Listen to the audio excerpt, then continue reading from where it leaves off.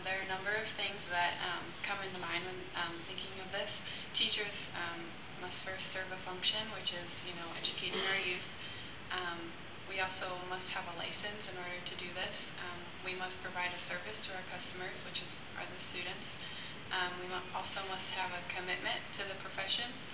So we read a lot of articles about how teachers leave the field, within a couple years, but you have to have a commitment to the profession to be considered a profession. You also have to have a strong identification with the profession, and those are just a few of those. And to be considered a profession, those in the profession must conduct themselves as professionals. So that brings us to enduring understanding number 6, which is professional conduct.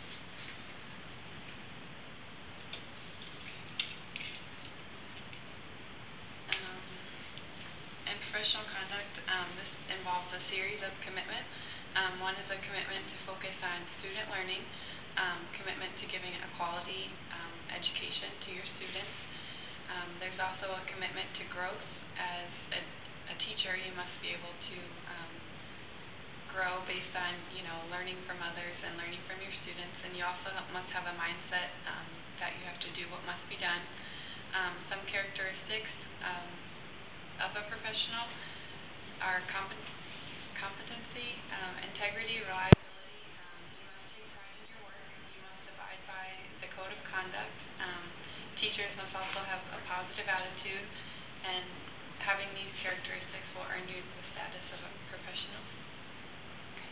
Now I'm going to move to my mission statement.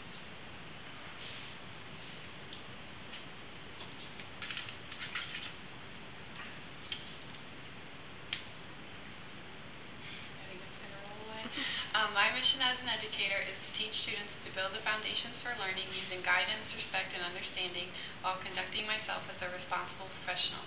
I will set an example for students to become contributing citizens in our society, and that kind of goes along with our enduring understanding number 6, because I want to set the example of being a professional and conducting myself in that manner, so my students will follow.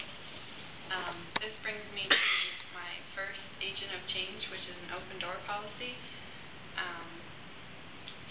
This we did a lot of reading about.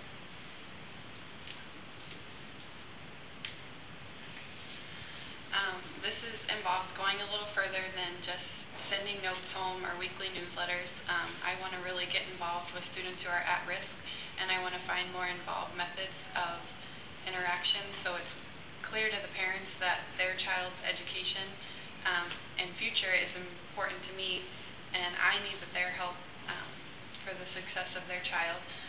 They must play an active role in their child's education, and I will not limit my teaching solely to in the classroom with the door shut and only interacting between the students. The students need a community dedicated to furthering the students' education. And that brings me to enduring understanding number 5, which is synergistic relationships, because that involves a community of learners, or a community of people involving the students' learning.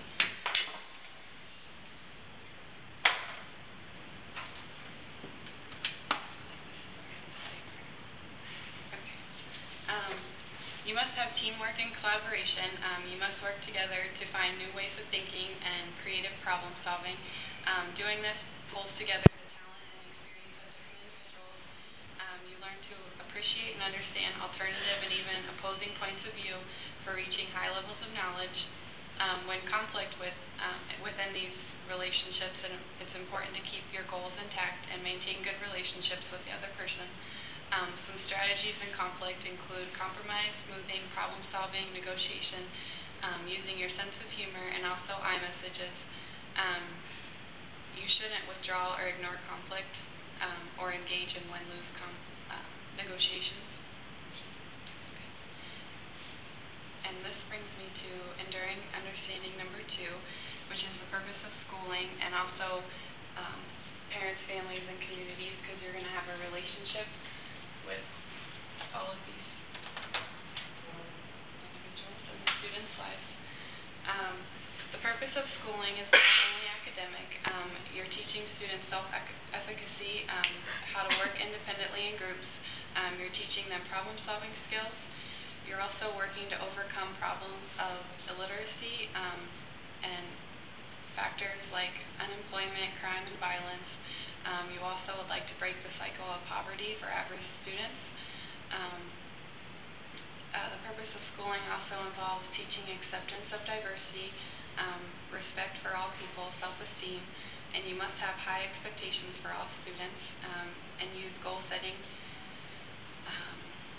The impact of parents and families and communities, and the impact gives students higher grades, test scores, and higher levels of programs. These students will pass classes and earn credits. They will have regular attendance and better social skills. They will also have improved behavior and adapt better to school, and will have higher levels of finishing school and also go on to college. To do this, to have these relationships with the parents and families, you must build trusting, collaborative relationships. You must respect the family's needs and cultural differences, and also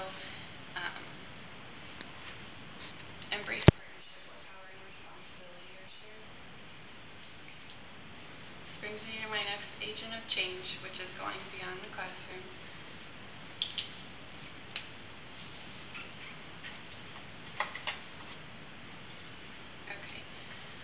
A lot of our class discussions we had talked about how teachers who have impacted us as students were our most memorable experiences were those teachers who didn't involve inside the classroom. It was more outside of the classroom things, and this kind of made me realize that being a good teacher doesn't mean all students have to be experts of material, but you can be involved more in their lives outside of school, and get to know their personality or other things that go on in their life, and I think this has a greater impact than teaching them and them becoming experts on whatever it is.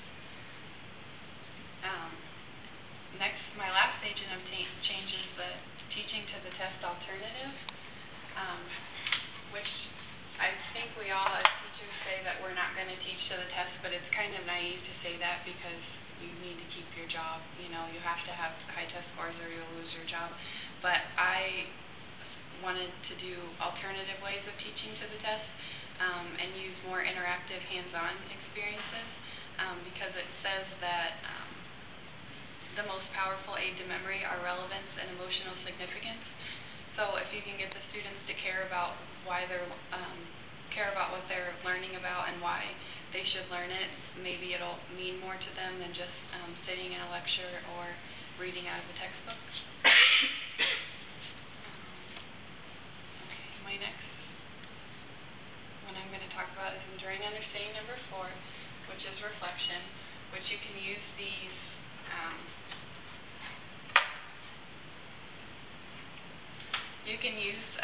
reflection to come up with these new alternatives for teaching to the test. By reflecting on your own teacher, you will be better equipped to be a lifelong learner. It's a cycle of paying attention to one's actions in relation to intentions. You can use reflection before class, during class, or after class. You can examine behavior, practices, effectiveness, and also accomplishments. You can also look to what worked